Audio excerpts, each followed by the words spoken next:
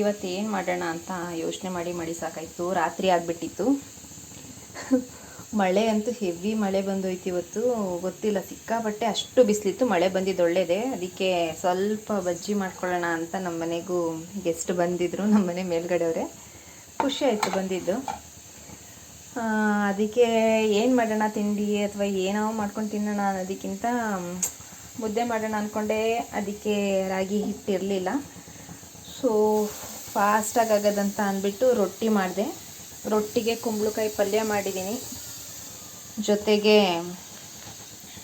ಗೆಣಸನ್ನ ಇವಾಗ ಸ್ವಲ್ಪ ಬೇಯಿಸಿದೆ.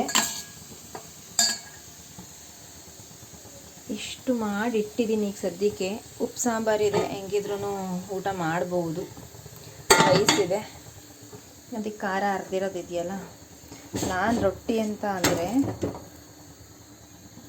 ತಟ್ಟಲ್ಲ, ಬಳಿತೀವಿ ನಮ್ಮ ಕಡೆ, ಅಂದರೆ ಹೀಗೆ. ಸೊ ಆರಾಮಾಗಿ ಬಿಸಿ ಬಿಸಿ ರೊಟ್ಟಿ ಜೊತೆ ಪಲ್ಯ ಹಾಕ್ಕೊಂಡು ತಿಂತೀರೆ ಸೂಪರಾಗಿರುತ್ತೆ ಕಾಂಬಿನೇಷನ್ನು. ನಮ್ಮ ಮನೆಯವ್ರಿಗೆ ಕೊಡ್ತೀನಿ, ತಿನ್ನಲಿ.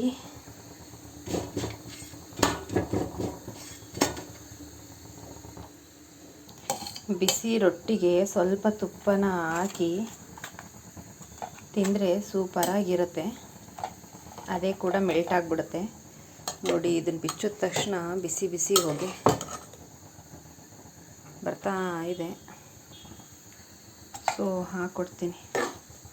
ಬಿಸಿ ಬಿಸಿ ತಿಂದ್ಕೊಂಡ್ರೆ ಚೆನ್ನಾಗಿರುತ್ತೆ. ಕರ್ಬೇವಿನ ಸೊಪ್ಪು ಖಾಲಿ ಆಗಿತ್ತು, ಇದ್ದಿದ್ರಲ್ಲೇ ಮಾಡ್ತೀನಿ. ಅದೇ ಇದು ಬೇಕಂತ ಏನು ಲೇಟ್ ಮಾಡಲ್ಲ. ಸೊ ಇದು ಆಗಿದೆ. ಚೆನ್ನಾಗಿ ರೋಸ್ಟ್ ಆದರೆ ಸೂಪರಾಗಿರುತ್ತೆ. ನಮ್ಮ ಮನೆಯವ್ರಿಗೆ ಕೊಡ್ತೀನಿ. ತಗೋ ಸರಿ.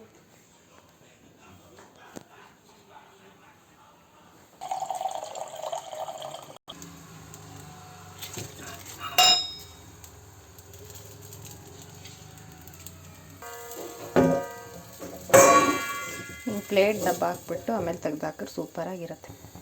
ನೋಡಿ, ಪ್ಲೇಟ್ ಎತ್ತದೆ ಈ ಥರ ಬಿಸಿ ಬಿಸಿ. ಇವತ್ತು ಹೆಂಗಿದ್ರೂ ಕಾರ್ಮಿಕರ ದಿನಾಚರಣೆ ಪ್ರಯುಕ್ತ ರಜೆ ಬೇರೆ ಇತ್ತು. ಸೊ ಬಿಸಿ ರೊಟ್ಟಿ ತಿನ್ಕೊಂಡು ಮಲ್ಕೊಳ್ಳೋಣ. ಅಲ್ಲಿ ತನಕ ನೀವು ತಿನ್ನಿ, ಮಾಡ್ಕೊಳ್ಳಿ. Good night.